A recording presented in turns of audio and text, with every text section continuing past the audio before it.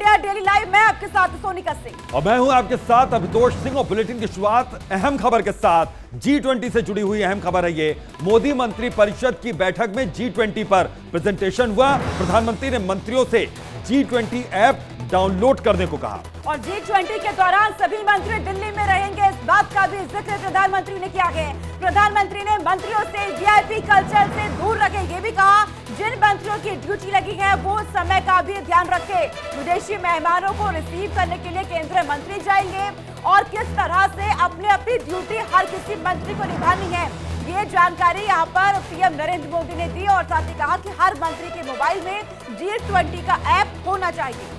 तो G20 app download करने को उन्होंने कह दिया साफ तौर पर। और साथ ही साथ ये भी निर्देश दिया कि जो सभी मंत्री हैं वो इस वक्त जब G20 का इवेंट हो रहा होगा उस वक्त वो दिल्ली में मौजूद रहेंगे, क्योंकि जो भी विदेशी प्रतिनिधिमंडल वहां पर पहुंचेगा दिल्ली में, उसको रिसीव करने के लिए केंद्रीय मंत्री वहां पर जाएंगे। तो जिन मंत्रियों की ड्यूटी लगी है वो वक्त का विशेष ध्यान रखें, ये भी वो कह रहे हैं।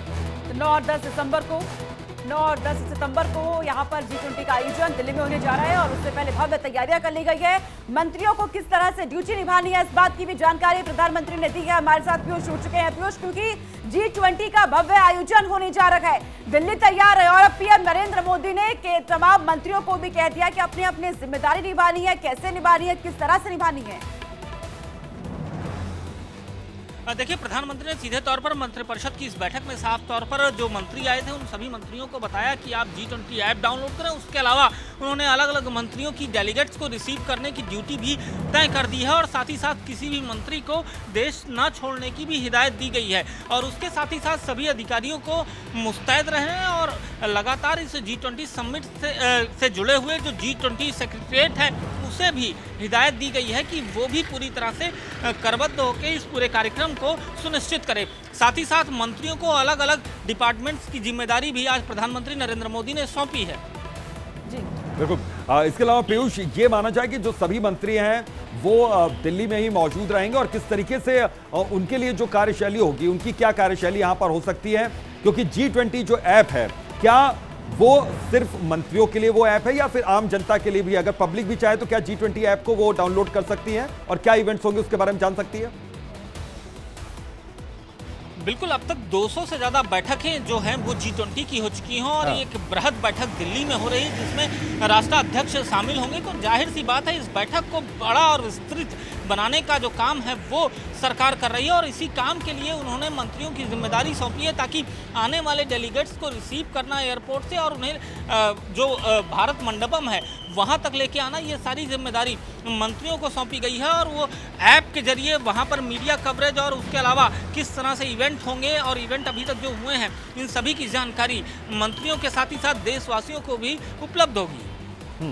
बिल्कुल। इसके अलावा जानकारी ये भी दीजिएगा कि तैयारियों को लेकर, सुरक्षा को लेकर के, क्योंकि तारीख अब बहुत नजदीक आ चुकी है, G20 को लेकर और क्या अपडेट्स मिल रहे हैं आपको?